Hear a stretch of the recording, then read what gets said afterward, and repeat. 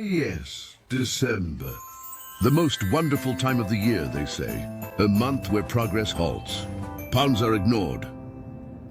And everyone suddenly expects scarves. Yet I am told this is the season for festive cheer and social obligations. As if those have ever improved water quality. I already possess a perfectly functional source of joy in my backyard. It requires food and maintenance. However, no one ever indulges this addiction, not even with a bag of koi food, but not this year, no. The Koi Keepers Anonymous podcast is giving away a ginrin karashigoi. Wait a minute. Only one. What a bunch of grinchy humbugs. That doesn't feel very spirited of giving, does it? I'm going to go off script here and change this. Ahem. Forget about Koi Keepers Anonymous. I, Koi Man, am here to empower you in the hobby. 3 actual koi. Ginrin karashigoi from Marudo. 1 could be coming to you straight from Demi-Koi. 3 koi. 3 winners. To enter, go to the Koi Keepers Anonymous YouTube page. Subscribe. And comment either Fish Growing Master or I Love TOMiGAi on the latest episode. You have until New Year's Eve at midnight to enter. The winners will be announced during a live stream New Year's Day. Please see description for details and restrictions. Welcome to Koi Keepers Anonymous, the show for koi addicts, pond nerds, and anyone who said they'd stop buying fish but didn't. I'm Ty, and with me today is Devin. Hey. Mickey. Hello. Woody. Hi. And a very striking-looking couple I have never met before. So, Mickey, would you like to introduce our guests, please?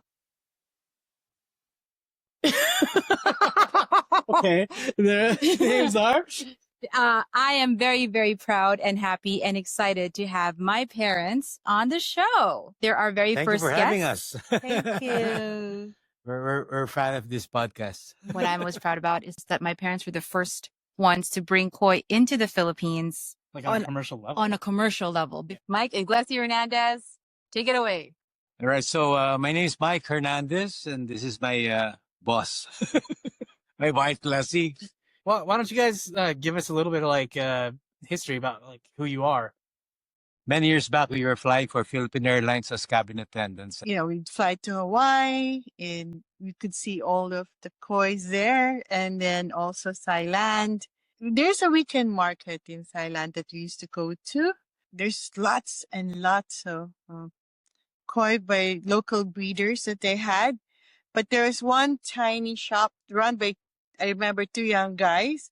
And it was priced much higher than the rest of them. So we asked them, how come yours is much more expensive than the others? We couldn't tell the difference. And he said, yeah, because these are straight from Japan.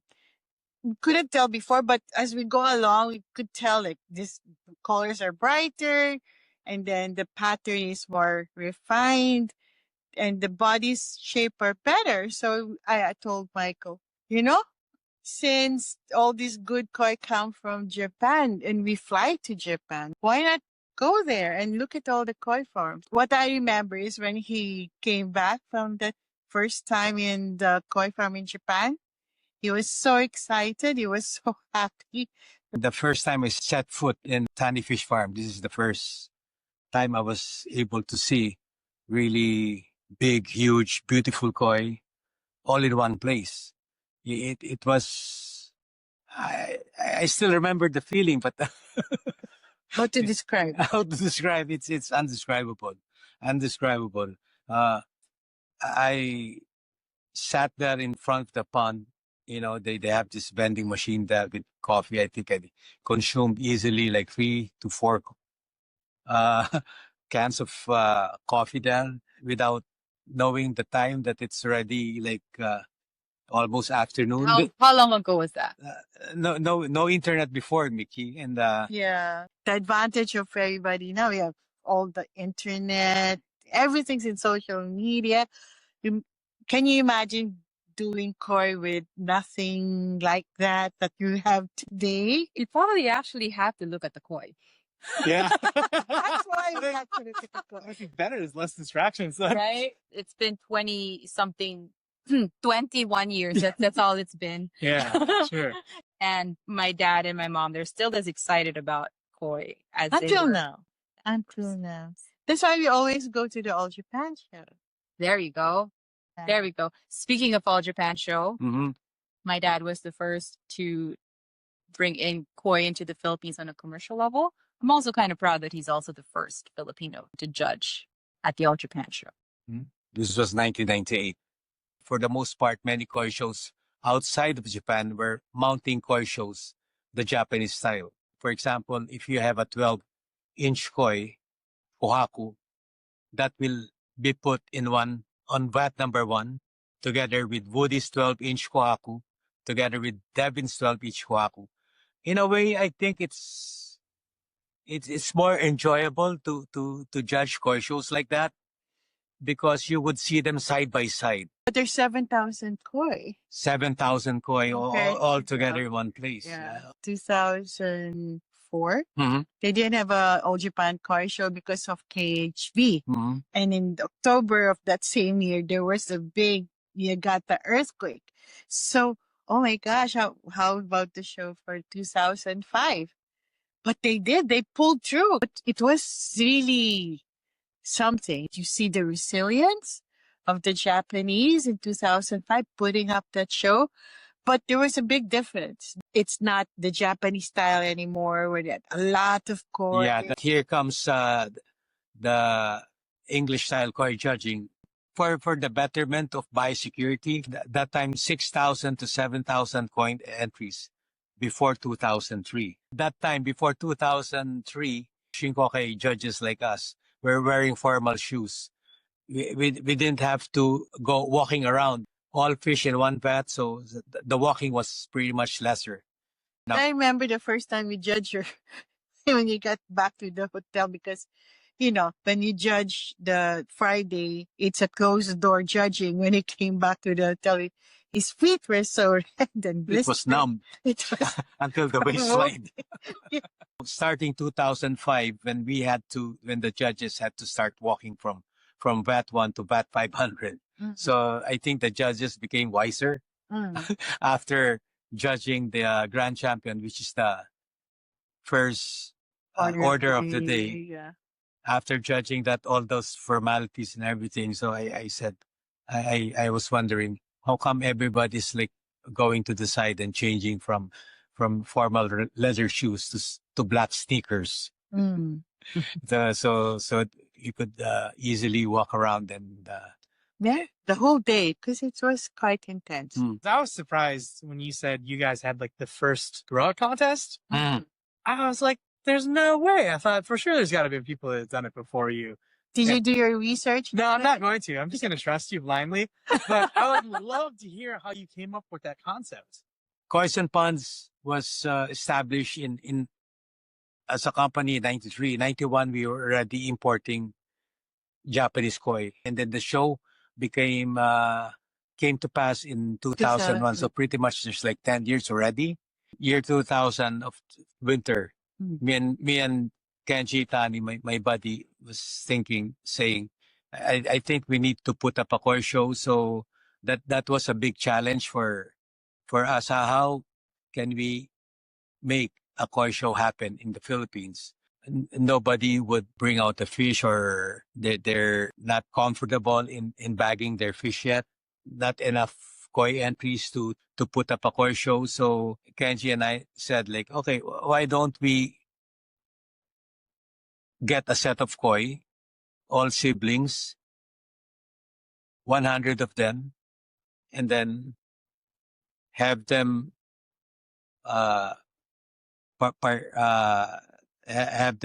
selected and taken by hobbies, and then after 100 days, then they could bring it back, and then we could call the breeders like Sakai and that time Sakai, Tani, Sakai Fish Farm, Kenji Tani of Tani Fish Farm, and Konjiro and Bernard Channing there. Bernard Channing from Japanese Water Gardens in England. After 100 days, so they brought the fish back for judging. So, and then we will call it TOMiGAi Koi show. Yeah. Little do we know that's going to be a successful one, and then later on they called it a grow out contest. Next year it's spread, the news spread around Niagata, and then we did it again more successfully, with this time with more breeders jumping into to judge, and then more fish. On the third year, it was many nations are starting to do that grow out contest, now being called from the original TOMiGAi show. Basically, like, it was born out of necessity, because the challenges that you guys faced was people don't know how to bag up their own fish. Mhm. We don't know if there's enough fish out there to even put together a full koi show. So how can we make this easier for people? And you came up with, let's have like a set of similar like fish, call it a TOMiGAi show. So basically what you're implying is these fish are going to be better for the future. So everybody brought it home. They fed these fish. They, kept the water clean. They did what they could to grow them to be like as big or as beautiful as possible. And then at that set point of 100 days, they brought them back to your shop to be judged by the farm that then bred them. So that's actually really cool. Like, I find it interesting, like how people come up with things, and it's, for the most part, it's usually like if you find your constraints, you can really find like something that works well with it. Yeah, because like we didn't want people to be intimidated by, wow, it is the first time. You want them to be excited about it. So they had the same breeder, the same variety. Trophies we had, two really nice big ones that were donated to by the It was Shinko first guy. koi show in the Philippines, and all trophies were all Japan trophies. Yeah, it is, like at least 5 feet tall for the grand Oh, yeah? champion. Yeah, for the grand champion trophy. And It was huge. I'm just curious, was the competition really tight, or was there some people that were like way better at growing their fish? remember, size is less important than quality. Probably 60 to 65% were brought back. Your question of are the fish bigger? Or yeah, Who was because the biggest growth? it started from maybe 15 cm, and then after 100 days, I'm guesstimating less than 50. But still good. Somewhere that, Yeah. somewhere that. That's about still more or like less pretty 50. impressive. Yeah, It's it's still for third the year first time. Yeah. Yeah. How do you win a koi show? For example, if you're competing under baby champion, you could just fly to Japan and get the most expensive small fish there, and then enter. In a growth contest, we kind of level the playing field. They will be picking from among 100 siblings koi. So the next variable there would be how good the water would be and how good the nutrition will be. So there's like the bloodline of the fish, water quality, and then the nutrition there. So you guys started TOMiGAi Koi Food. How did that all come about? I got inspired by what the Japanese are doing. They're making their own nutrition. Why can't I do the same? One of the main like goals that I wanted to have in a koi food is like have something fresh. I convinced them to teach me how to make my own recipe, mimic what they're doing, and then replicate it in the Philippines.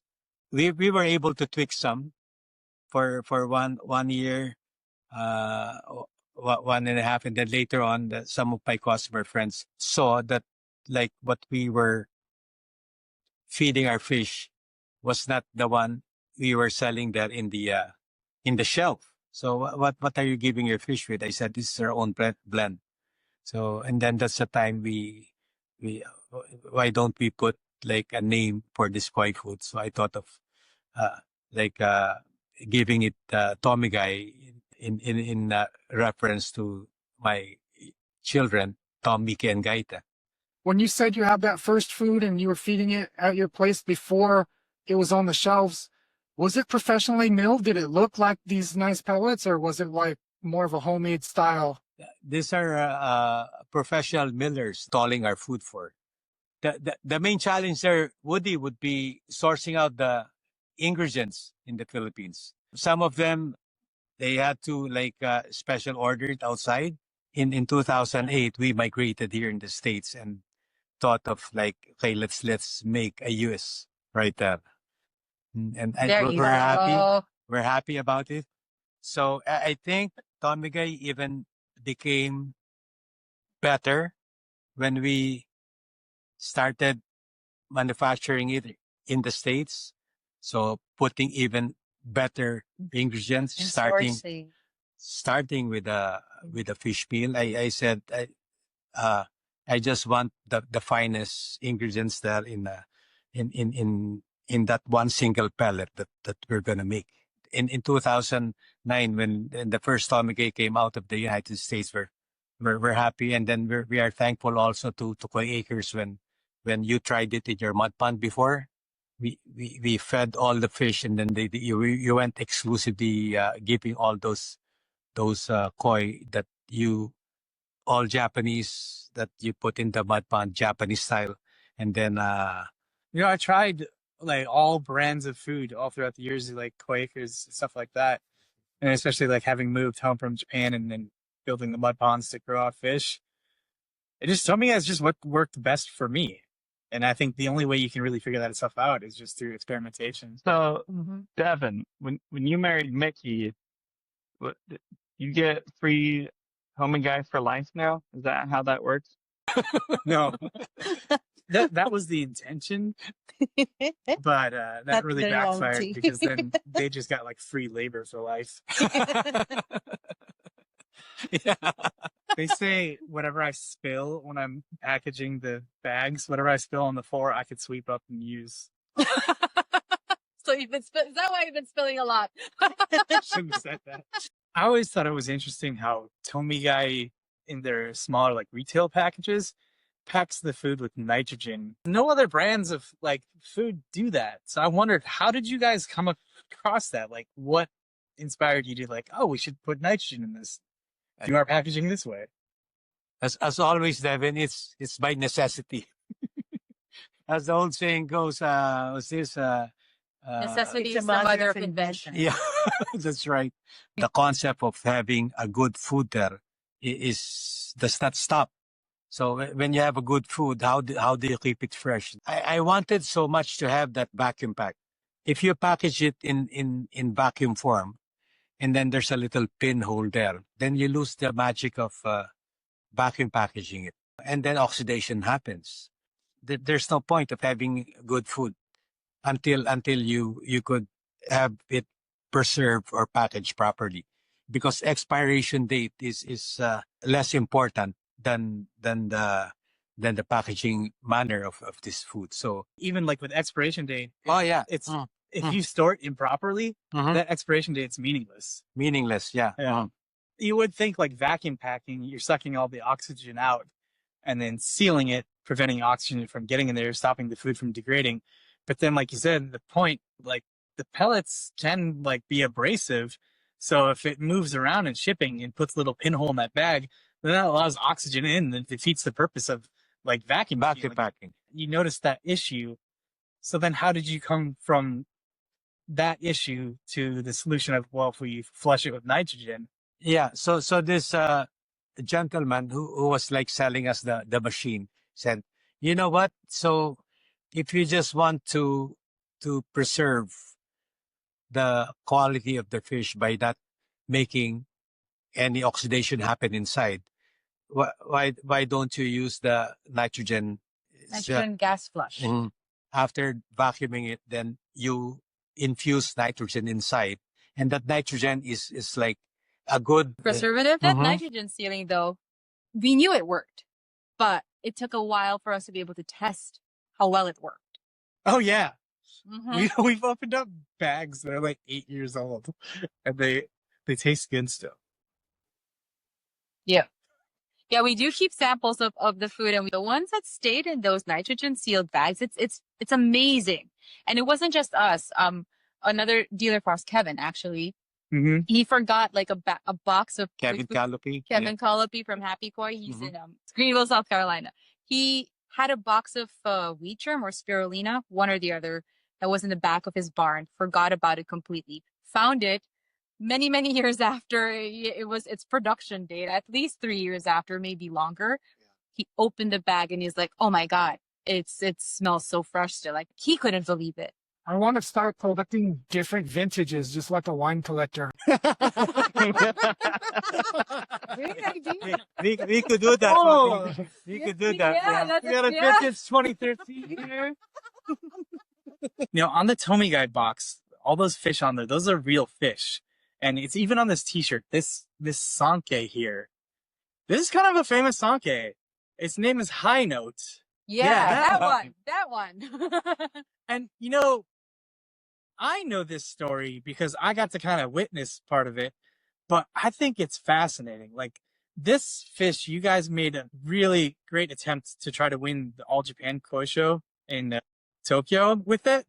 And I think, like, from the time how you purchased it and, like, leading up to the many times you actually entered in the show and the awards that it won, I think that would be a fascinating story to share with everybody. So that sake we won in an auction, sake auction, in 2007. And As a 2-year-old?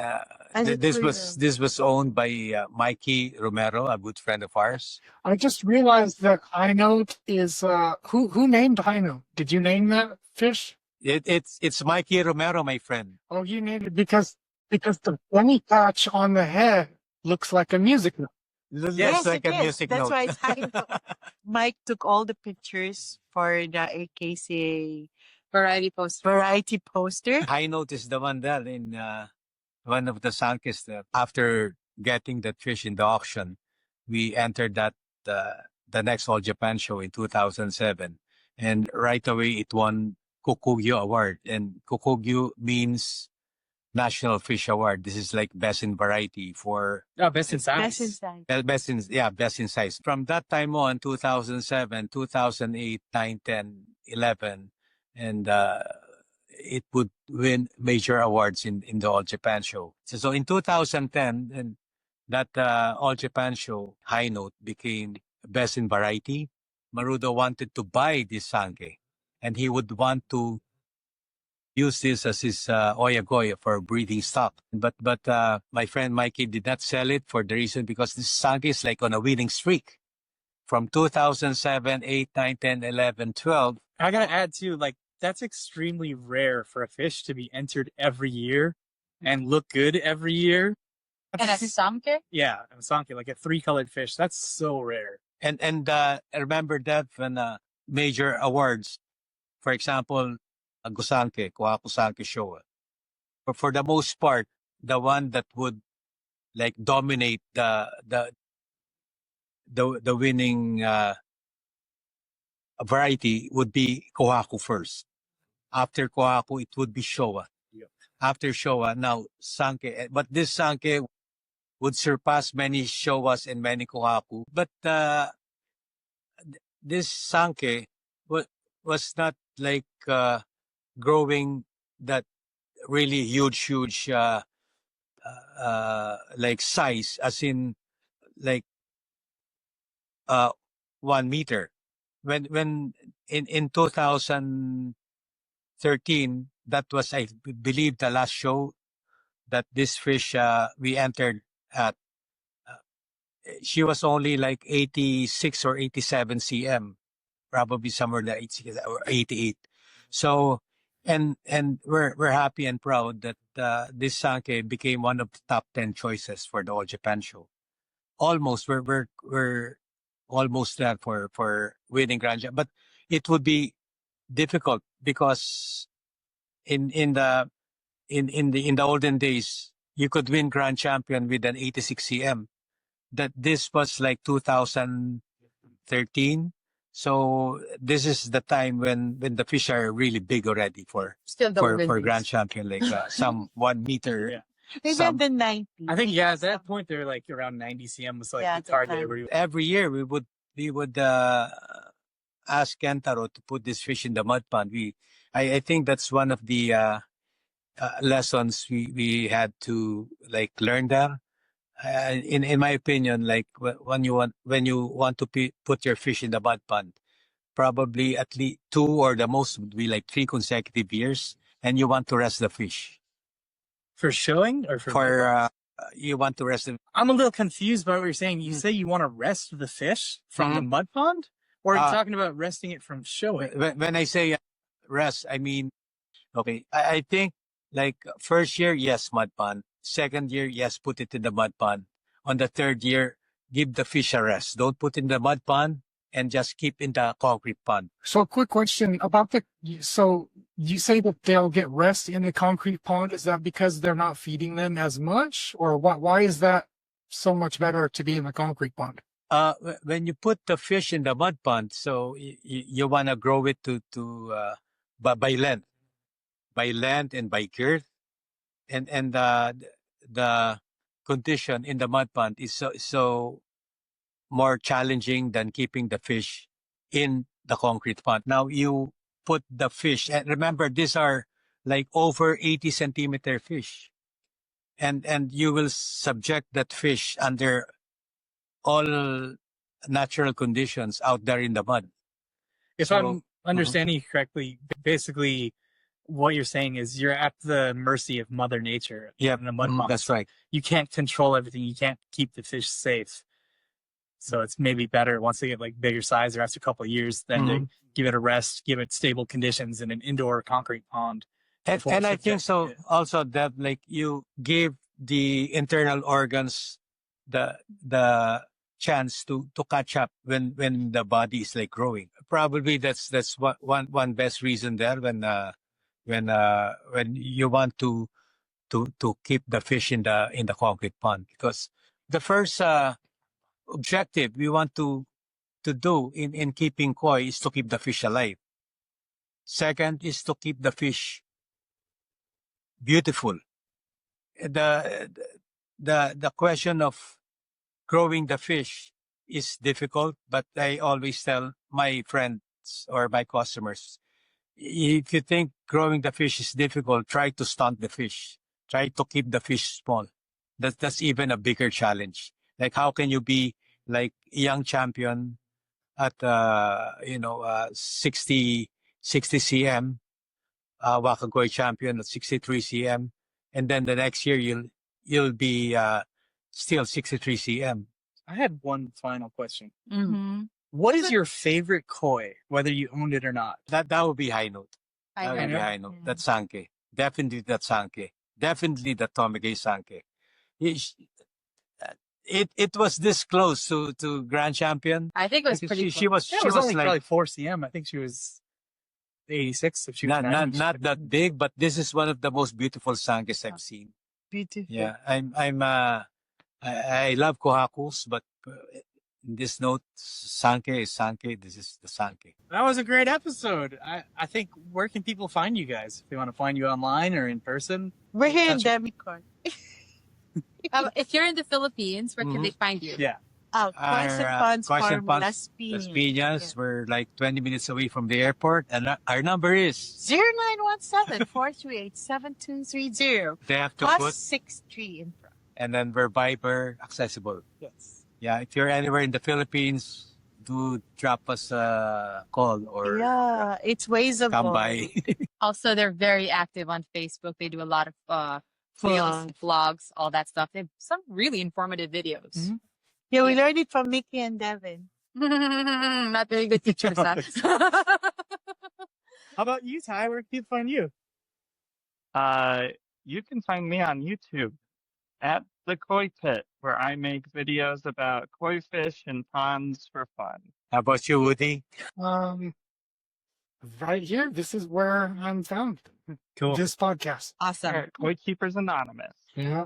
There we go. That's right. And we have a website, koipod.com. Koi Podcast. koipodcast.com, where you can drop us your questions, where maybe we will talk about it on an episode. But where can they find us, Devin? So they can find us at demikoi.com, Demikoi on Google Maps, and possibly on social media, Demikoi Official on Instagram, Facebook, and YouTube. Don't forget to like, subscribe, share. And I think it's time to end our podcast on a high note and a prayer. Oh, we should have your parents say the prayer. Yeah, that's a great idea. Yeah. Dear Koi, grant me the serenity to accept the sumi I cannot change, the courage to choose my koi, and the wisdom to remember to turn off the hose. some Amen. beauty. We pray in Amen. Jesus' name. Amen. Thank you, guys. Thank you for having us, having us. Ty, Such Woody, a Nikki, pleasure. Devin. You guys are Thank you doing a very great job evangelizing this beautiful hobby. Yes. Keep going. Keep it up. Yeah. Thank you for having us. Right. Thank We got you. called evangelized. And Awesome. subscribe. Click and subscribe. Don't forget. Bye. Bye. Bye.